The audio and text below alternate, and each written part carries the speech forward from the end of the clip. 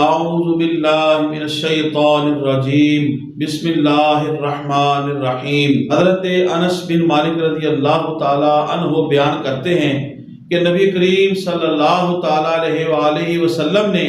ایک دیہاتی کو مسجد میں پیشاب کرتے ہوئے دیکھا۔ آپ صلی اللہ علیہ وآلہ وسلم نے فرمایا اس کو چھوڑ دو یہاں تک کہ جب وہ پیشاب سے فارغ ہو گیا تو آپ صلی اللہ علیہ وآلہ وسلم نے پانی منگا کر اس جگہ پر بہا دیا۔ حضرت امام مالک رحمۃ اللہ علیہ، حضرت امام شافعی رحمۃ اللہ علیہ اور حضرت امام ابو ثور رحمۃ اللہ علیہ نے کہا کہ زمین پر جب کوئی پیشاب کر دے انسان تو وہ پانی کے سوا اور کسی چیز سے پاک نہیں ہوگی، اور انہوں نے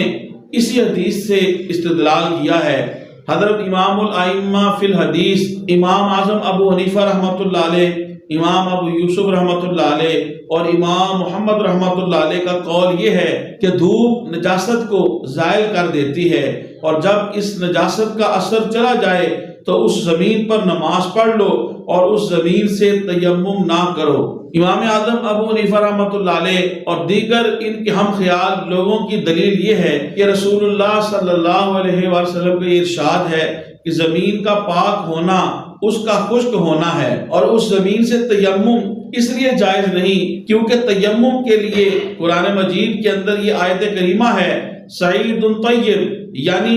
بہت پاک ہونا اس زمین کا شرط ہے، اور یہ قرآن مجید سے منصوص ہے۔ بس جس کی طہارت صرف حدیث سے ثابت ہے اس سے تیمم ادا نہیں ہوگا۔ صاحب ہدایہ نے علامہ مرغینانی رحمۃ اللہ علیہ نے اس حدیث شریف کو ہدایہ کے اندر لکھا، اس پر علامہ یوسف نے اعتراض کیا صاحب ہدایہ کے نقل کردہ الفاظ کے ساتھ یہ حدیث غریب ہے، یعنی غیر معروف ہے، لیکن دیگر الفاظ صحیحہ کے ساتھ یہ حدیث پاک مصنف ابن ابی شیبہ کے اندر موجود ہے کہ ایوب بیان کرتے ہیں کہ ابو قلابہ نے کہا کہ جب زمین خشک ہو جاتی ہے تو پاک ہو جاتی ہے۔ حضرت ابن عمر رضی اللہ تعالی عنہ نے کہا کہ رسول اللہ صلی اللہ علیہ وسلم کے زمانہ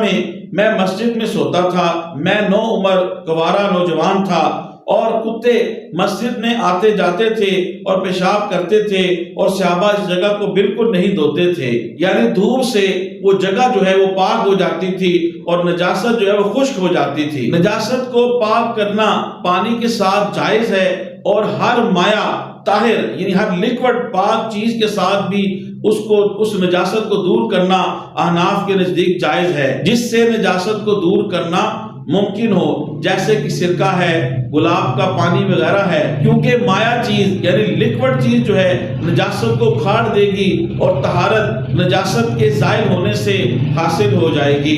اسی طرح علامہ بدر الدین عینی رحمۃ اللہ علیہ لکھتے ہیں اگر زمین سخت ہو تو اس پر پانی بہا دیا جائے تو یہ کافی ہے، اور وہ پانی زمین کے اندر چلا جائے گا جہاں اس کو نچوڑنا ممکن نہیں ہے۔ ظاہر روایہ کے مطابق 3 دفعہ اس جگہ کے اوپر پانی بہایا جائے، اور اگر زمین نرم ہو تو زمین کو کھودا جائے، یہ تھوڑا سا کھرچا جائے اوپر سے، اور اس کا تھوڑا سا گھڑا بنا کر اس پر 3 مرتبہ جو ہے پانی بہا دیا جائے۔ اور نرم زمین کو کھودنا یعنی اس کو کھرچنا جو ہے، اس کے اوپر احناف کے پاس دلیل یہ ہے جو کہ سنن ابو داؤد کی روایت ہے، ایک عربی نے نبی صلی اللہ علیہ وسلم کے ساتھ نماز پڑھی اور اس نے مسجد میں پیشاب کر دیا۔ نبی صلی اللہ علیہ وسلم نے فرمایا جس مٹی پر اس نے پیشاب کیا ہے اس کو کھرچ کر گرا دو اور اس جگہ پر پانی بہا دو۔ علامہ عینی رحمۃ اللہ علیہ فرماتے ہیں کہ اگر اس پر یہ اعتراض کیا جائے کہ جب صحیح حدیث کے اندر ہے کہ جب پیشاب جو ہے وہ زمین کے اوپر ہو تو اس کے اوپر پانی بہا دیا جائے، تو اس حدیث صحیح کو چھوڑ کے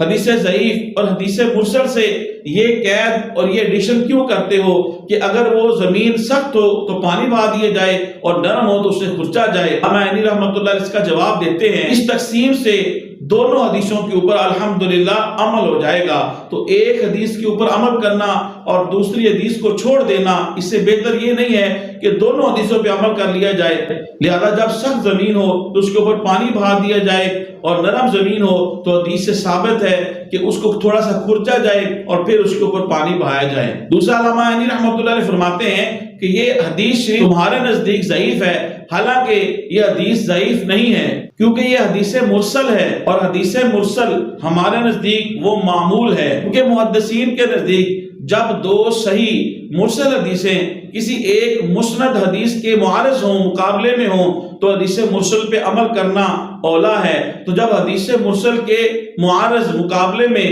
کوئی حدیث ہے ہی نہیں تو اس وقت اس پہ عمل کرنا زیادہ اولا ہے۔ اور پھر اگر یہ اعتراض، یہ سوال کیا جائے کہ مسجد میں پانی بہانے کی کیا ضرورت تھی جب وہ پیشاب دھوپ اور ہوا سے خشک ہو جاتا ہے تو مسجد تو پھر بھی پاک ہو جاتی ہے، تو اس کا جواب یہ ہے کہ دھوپ سے خشک ہونے میں اسے ذرا وقت لگے گا، اور رسول اللہ صلی اللہ علیہ وسلم یہ چاہتے تھے کہ مسجد جو ہے وہ جلد جو ہے وہ پاک ہو جائے اور تھوڑا سا دورانیہ جو ہے وہ بھی ناپاکی کی حالت میں نہ گزرے۔ دوسرا یہ عربی لوگ تھے، ان کو اتنی سمجھ بوجھ نہ تھی، اور اسلام کا اوائل دور تھا، ابھی تعلیم و تربیت کا مرحلہ جو ہے وہ جاری اور ساری تھا۔ خواتین و حضرات، تبلیغ دین کے لیے سے حدیث شریف کے اس درس کو زیادہ سے زیادہ لوگوں تک پہنچانے کے لیے میری اس ویڈیو کو زیادہ سے زیادہ شیئر کریں۔ اللہ پاک آپ کو جزائے خیر دے۔ السلام علیکم ورحمۃ اللہ وبرکاتہ۔